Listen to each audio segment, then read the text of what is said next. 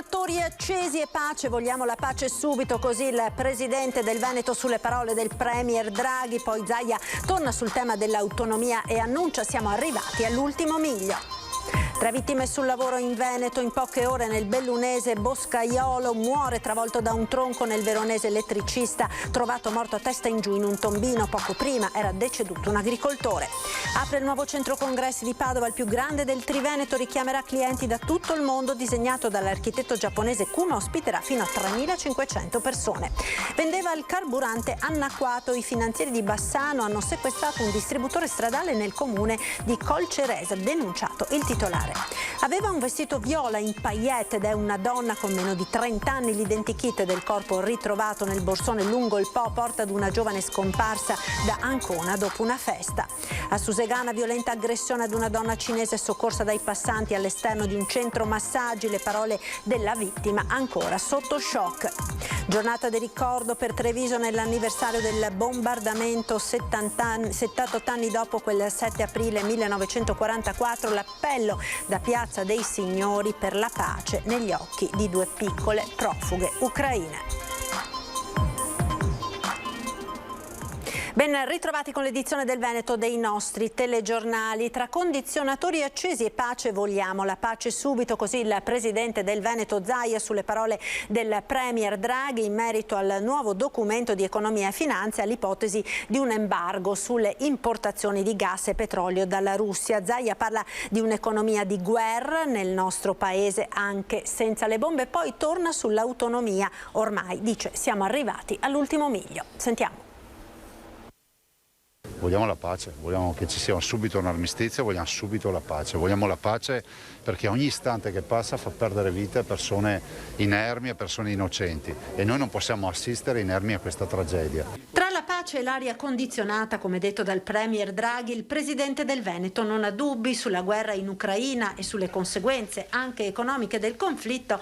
Zaia è intervenuto a margine dell'inaugurazione del nuovo centro congressi di Padova. La verità è che oggi la guerra sta diventando un elemento di instabilità non indifferente sui mercati, sulla società, e soprattutto stiamo vivendo in un contesto di economia di guerra pur non avendo le bombe. Dobbiamo prendere atto di questo, speriamo che la pace arrivi velocemente. Sull'invio di armi all'Ucraina, Zaia auspica prevalga prima la diplomazia.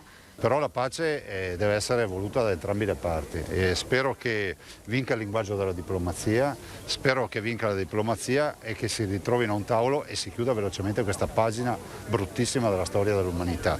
Dall'altro leggo anche che anche oggi si dice armi, armi, armi da parte degli ucraini. Io, come sapete, ho condannato senza se e senza ma Putin, però dico che noi dobbiamo pensare alla pace, non alle armi. Poi, sollecitato dalle domande, il presidente della regione è tornato a parlare di autonomia del Veneto. Direi che siamo ormai arrivati all'ultimo miglio, questo lo possiamo dire, senza svelare le carte. Stiamo trattando ancora. Penso che sia una grande opportunità e soprattutto sia un'assunzione di responsabilità. Anche le dichiarazioni fatte dal collega De Luca dimostrano che l'assunzione di responsabilità deve essere in capo a ognuno di noi, direttamente eletti, e penso che questo significhi modernità per lo Stato, significhi un nuovo rinascimento e l'abbandono di questo medioevale centralismo che non ci ha portato nulla di buono. Avete sentito dunque le parole del presidente del Veneto a margine dell'inaugurazione del nuovo centro congressi di Padova. Sarà subito operativo con 30 eventi già in programma per il 2022 ed in grado quindi di inaugurare quella ripresa del sistema fieristico della nostra regione. Vediamo.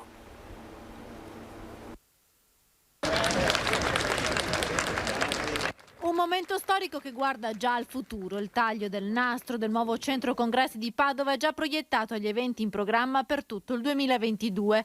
Ecco il nuovo Padova Congress. Si tratta di una struttura unica nel suo genere in tutto il Triveneto. 12.000 metri quadri in grado di ospitare fino a 3.300 persone, con uno schermo LED wall da 140 metri quadri che lo rende la più avanzata stazione multimediale d'Europa.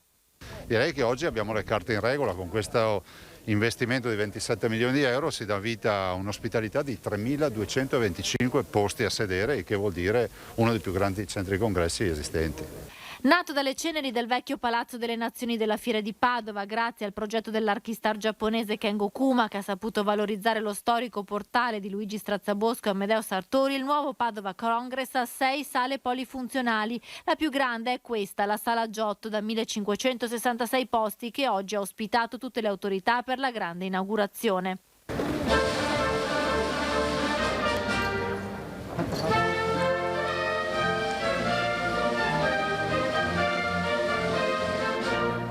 Giornata felice, sono felicissimo, non felice. Abbiamo raggiunto un obiettivo molto importante dopo tanti anni.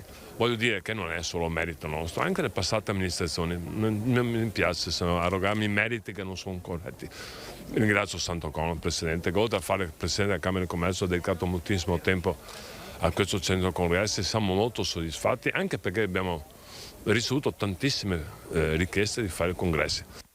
Il centro congressi segna il rilancio del turismo congressuale, che porterà professionisti da tutto il mondo. Nel 2022 ci sono già 30 eventi che porteranno oltre 20.000 persone a Padova, che si candida così a diventare la capitale della meeting industry.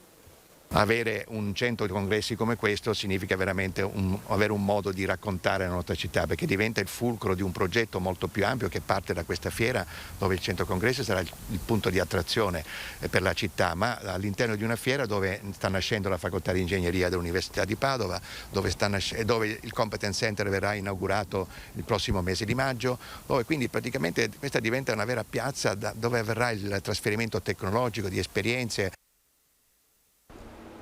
Da Padova a Venezia, dove il Comune ha stanziato 300.000 euro per il capannone del petrolchimico, per farlo diventare il nuovo museo e auditorium della città.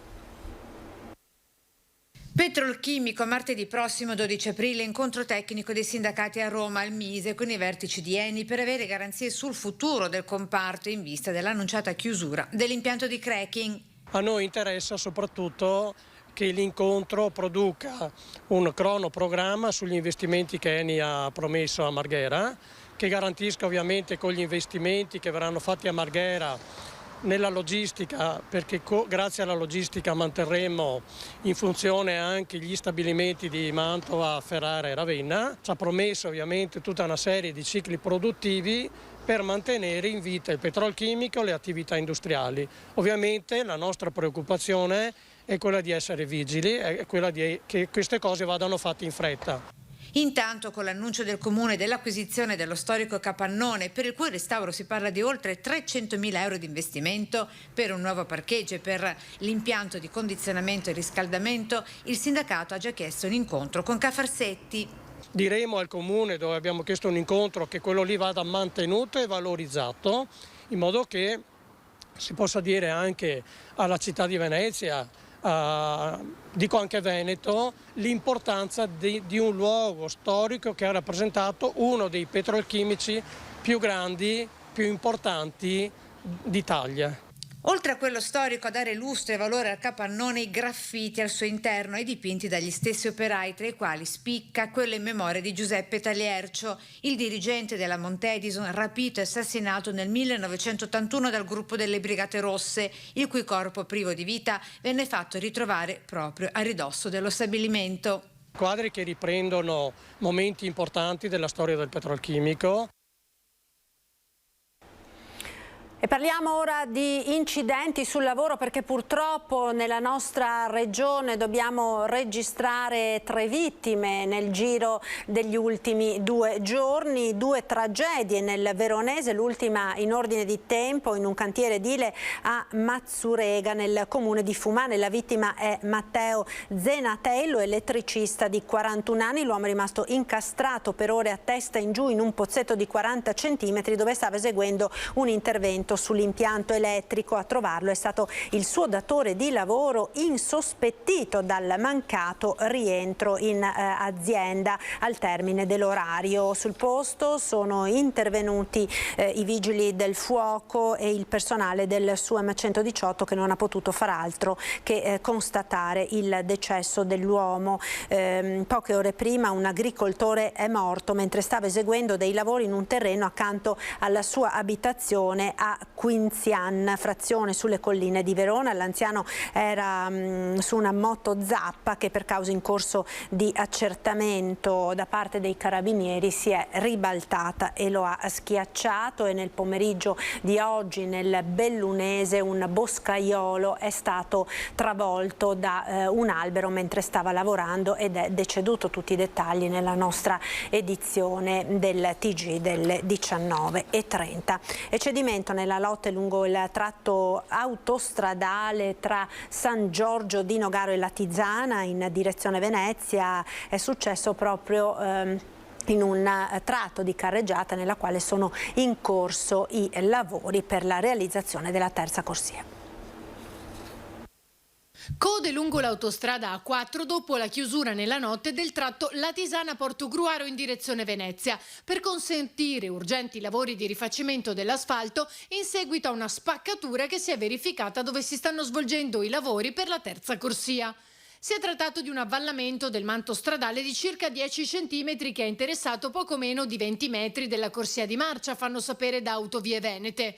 Le ulteriori indagini avviate immediatamente dopo aver riscontrato il problema hanno indotto a intervenire per garantire l'incolumità dell'utenza autostradale, ha dichiarato il direttore dei lavori del primo sublotto del secondo lotto della terza corsia. In questi giorni infatti si sta lavorando alla fase 2 del cantiere, all'ampliamento della carreggiata in direzione Venezia. In prossimità dei sottopassi che devono essere demoliti e ricostruiti vanno infisse nel terreno delle lastre d'acciaio che nel caso della scorsa notte erano lunghe 12 metri, per poter da un lato sostenere l'asse autostradale, dall'altro scavare e realizzare successivamente i manufatti. Con le vibrazioni il cumulo di terra si è ulteriormente compattato, creando dunque un vuoto sotto l'asfalto, da qui l'avvallamento. L'intervento di ripristino è durato 10 ore. Autovie informa che dalle 22 di oggi alle 4 di domani sarà chiuso il tratto autostradale in direzione Venezia per consentire ai tecnici di effettuare in via precauzionale approfondite analisi del terreno e della sede stradale. La cronaca: vendeva carburante annacquato. I finanzieri di Bassano del Grappa hanno sequestrato un distributore stradale nel comune di Colceresa. Durante i controlli da parte dei finanzieri del gruppo di Bassano del Grappa, volti a verificare eventuali aumenti ingiustificati dei prezzi di carburanti e il corretto assolvimento delle accise su tutto il territorio bassanese, è stato sequestrato nei giorni scorsi un distributore di carburante stradale nel comune di Colceresa. I preliminari accertamenti effettuati sul luogo hanno permesso di rilevare, attraverso degli strumenti in dotazione alla Guardia di Finanza, hanno rilevato all'interno di 3 cisterne dove è contenuto carburante del tipo gasolio e benzina, la presenza anche di acqua. Nel complesso sono stati sequestrati 3 serbatoi interrati, 2 colonnine di erogazione carburante con complessive 4 pistole erogatrici e una cassa automatica. È stato riscontrato che all'interno delle cisterne di gasolio e benzina vi era rilevante presenza di acqua oltre il limite consentito dalla legge, mischiata a carburante per un totale di 18.000 litri di carburante miscelato. Allo Stato sono in corso degli accertamenti di polizia giudiziaria volti proprio a definirne anche l'origine e la tempistica, da quanto tempo era lì presente quest'acqua. Il titolare dell'impianto di distribuzione di carburante è stato segnalato alla Procura della Repubblica di Vicenza per il reato di frode in commercio, in quanto ha posto in vendita carburanti mescolati con acqua con duplice potenziale danno al consumatore finale. In questo caso parliamo di una frode che viene posta in essere nell'esercizio del commercio da parte del distributore. Non allo Stato, gli accertamenti in materia di accise sono in corso e saranno definiti al termine dell'attività ispettiva attualmente in corso. La Guardia di Finanza invita i cittadini a segnalare eventuali condotte fraudolente che vengono riscontrate sul territorio mediante il numero di pubblica utilità 117. Ed ancora cronaca, emergono delle novità sul cadavere smembrato ritrovato in un borsone riaffiorato dalle acque del Po a Occhiobello nel Rodigino. Ieri l'esame autoptico ha stabilito che si tratta di una donna di carnagione bianca che ha meno di 30 anni. Addosso aveva un vestito viola con delle paillette. Oggi una pista porterebbe ad Ancona. Potrebbe trattarsi di una giovane di 27 anni scomparsa l'11 marzo dopo aver trascorso la serata ad una festa in un casolare vicino ad Ancona. Secondo gli accertamenti autoptici il corpo sarebbe stato in acqua da meno di un mese. Gli inquirenti mantengono il più stretto riservo. Si cerca tra le giovani donne scomparse, mentre sembra più lontana l'ipotesi potesse trattarsi di una delle due donne padovane scomparse, Isabella 90 o Samira Elattar.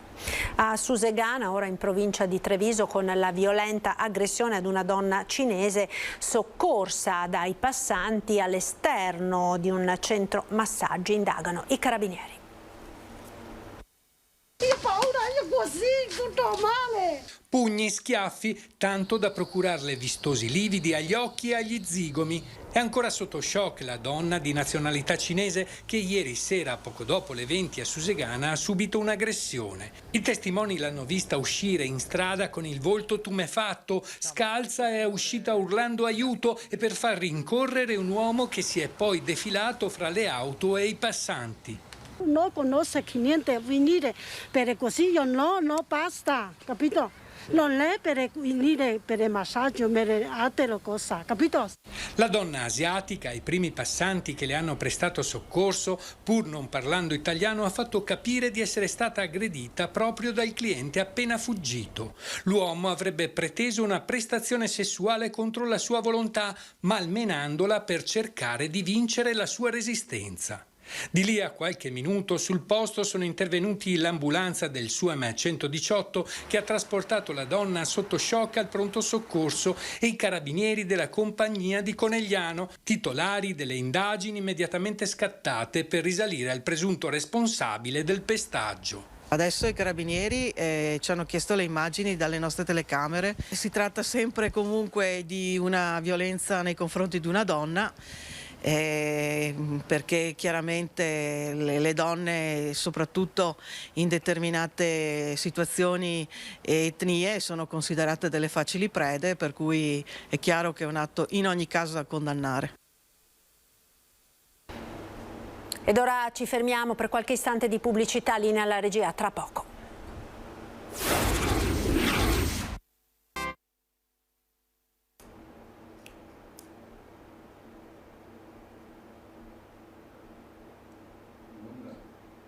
Eccoci nuovamente in diretta con l'edizione del Veneto dei nostri telegiornali. Oggi è la giornata del ricordo del bombardamento che il 7 aprile del 1944 distrusse la città di Treviso. L'appello per la pace oggi da Piazza dei Signori negli occhi di due piccole profughe ucraine.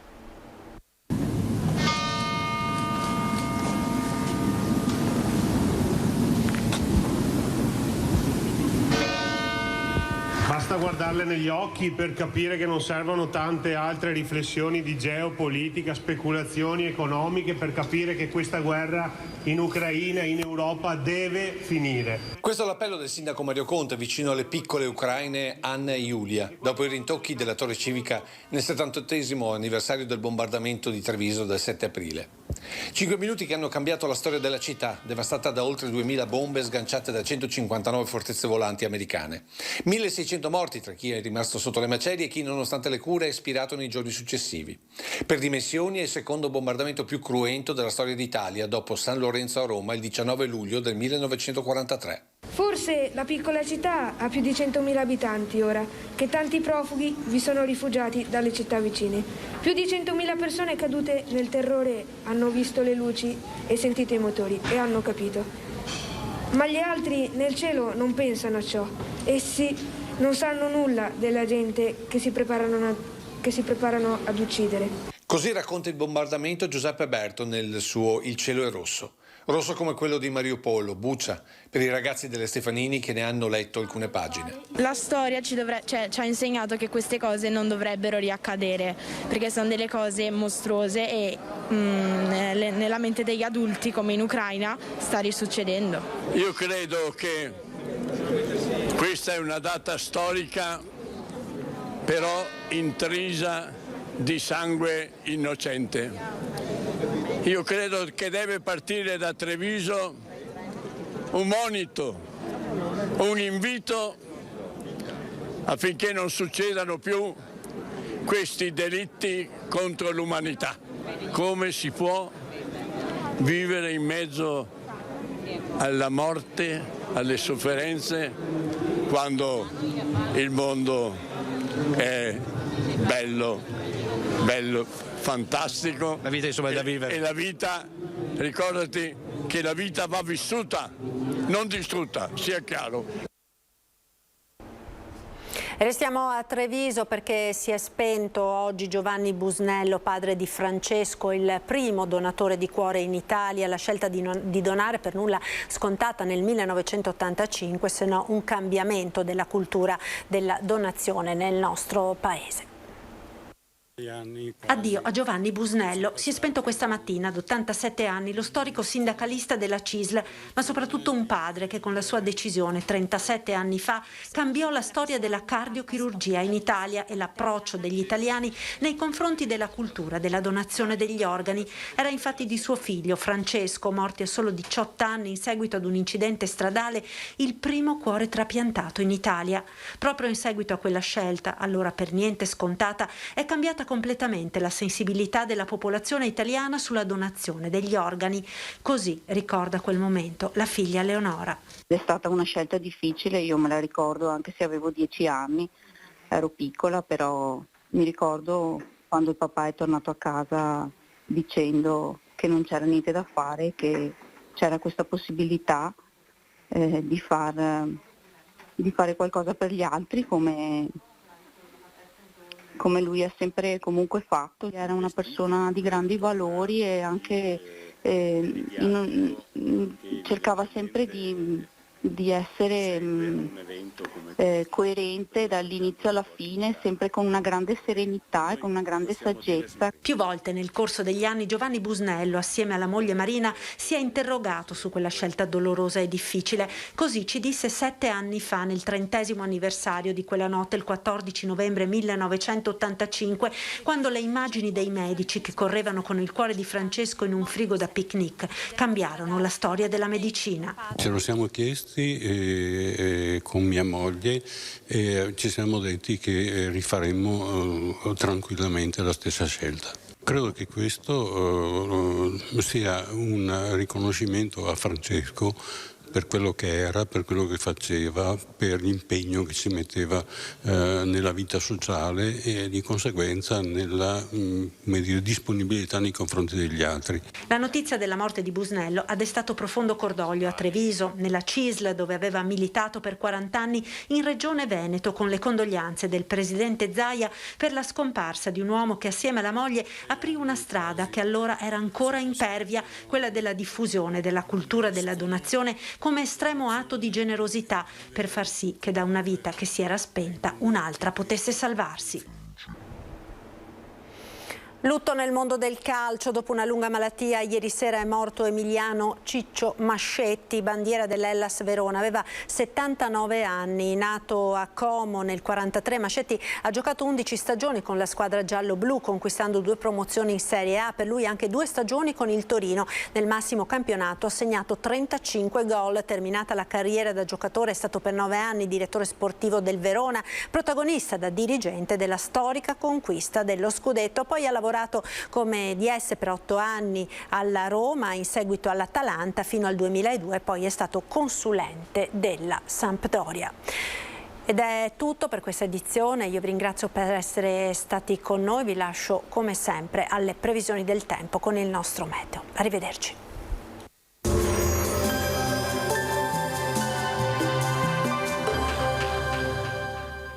Cozza Arredamenti 2C congela i prezzi per tutto il mese di aprile. Soluzioni su misura e super sconti sulla merce in esposizione.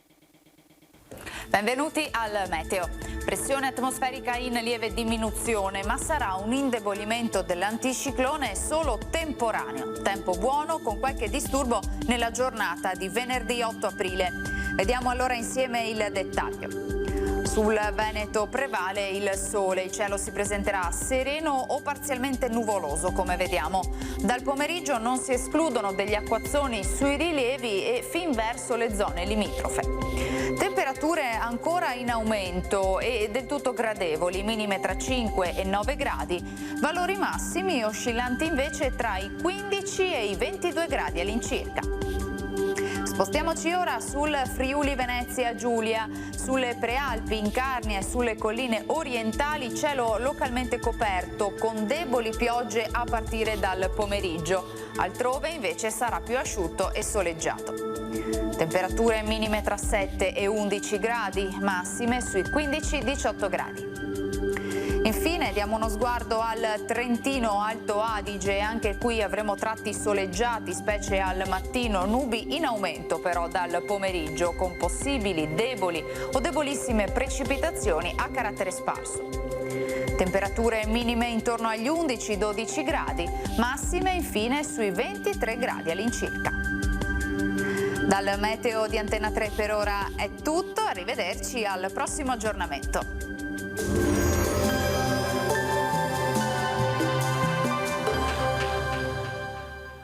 Cozza Arredamenti 2C congela i prezzi per tutto il mese di aprile. Soluzioni su misura e super sconti sulla merce in esposizione.